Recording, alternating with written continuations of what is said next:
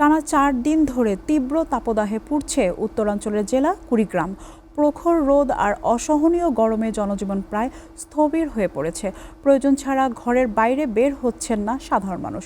দুপুরের পর শহর ও গ্রামাঞ্চলের সড়কগুলো অনেকটাই ফাঁকা হয়ে যাচ্ছে। সবচেয়ে বেশি দুর্ভোগে পড়েছেন খেটে খাওয়া মানুষ, রিকশাচালক ও দিনমজুররা। বৃষ্টির অপেক্ষায় এখন প্রহর গুনছেন জেলার বাসিন্দারা। কুড়িগ্রামের সর্বশেষ পরিস্থিতি জানাতে সরাসরি চলে যাচ্ছি আমাদের সহকর্মী জাহিদুল ইসলাম জাহিদের কাছে। জাহিদ, কুড়িগ্রামে এই মুহূর্তে তাপমাত্রা কেমন? আবহাওয়া অফিস তাপদাহের স্থায়িত্ব ও বৃষ্টির সম্ভাবনা নিয়ে কি বলছেন? পাশাপাশি এই তীব্র গরমে জনজীবন ও খেটে খাওয়া মানুষের ওপর কি ধরনের প্রভাব পড়েছে আমাদেরকে জানান। হ্যাঁ লোপা, আপনি যেমনটি বলছিলেন, উত্তরাঞ্চল সহ কুড়িগ্রামে কয়েকদিন ধরে তাপপ্রবাহ অব্যাহত রয়েছে এবং প্রখর রোদ এবং গরমে কিন্তু ভোগান্তিতে পড়েছে সব শ্রেণী পেশার মানুষ, বিশেষ করে খেটে খাওয়া মানুষ, কৃষক এবং পথচারীরা পড়েছেন চরম ভোগান্তিতে। সকাল হলেই সূর্য কিন্তু আগুনের রূপ নিয়ে দেখা দিচ্ছে।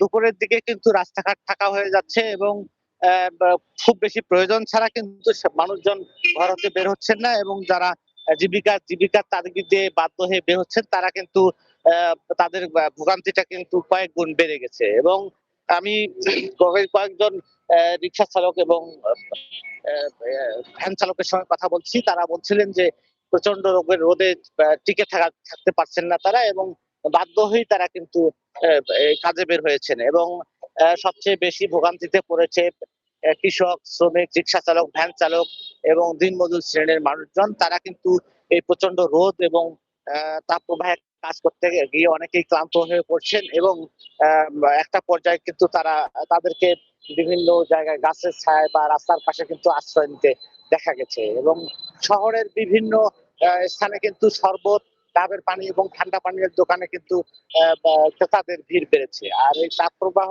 এবং গরমের প্রভাব জানতে আমি কিছুক্ষণ আগে কুড়িগ্রাম জেনারেল হাসপাতালের আবাসিক চিকিৎসকের সঙ্গে কথা বলেছেন যে হিট স্ট্রোকের রোগী এখনো না আসলেও কিন্তু ডায়রিয়া এবং স্কিন রোগে আক্রান্ত রোগীর সংখ্যা কিছুটা আগের চেয়ে কিছুটা বেড়েছে। এবং তাপপ্রবাহের আপনি যেমনটি বলছিলেন যে এখানকার পরিস্থিতি কি, সেই পরিস্থিতি জানতে কিন্তু কিছুক্ষণ আগে আমি রাজারহাট কৃষি আবহাওয়া পর্যবেক্ষণ কেন্দ্রের কর্মকর্তা শীতল চন্দ্রের সঙ্গে কথা বলেছি। তিনি আমাকে জানিয়েছেন যে 35 থেকে 36 ডিগ্রি তাপমাত্রার মধ্যে ওঠানামা করছে তাপমাত্রা।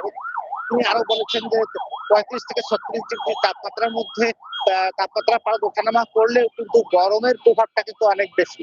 এর কারণও আমি জানতে চেয়েছিলাম যে এমনটি কেন হচ্ছে। তিনি এমনটি আমাকে বলেছেন যে যখন সাগরে কোনো পরিবর্তন ঘটে তখন কিন্তু তার প্রভাবটা এসে মেইনল্যান্ডে এসে পড়ে। তিনি বলছেন যে যেহেতু সেখানে লঘুচাপ চলছে, সে কারণেই এখানে যদিও 35 থেকে 36 ডিগ্রি তাপমাত্রা রয়েছে, সে কারণে এই প্রভাবটার পরিবর্তনের ফলে কিন্তু গরমটা অনুভূত হয় বেশ।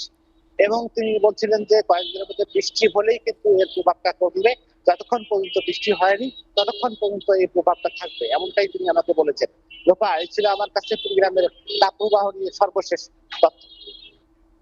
জাহিদ, আপনাকে ধন্যবাদ।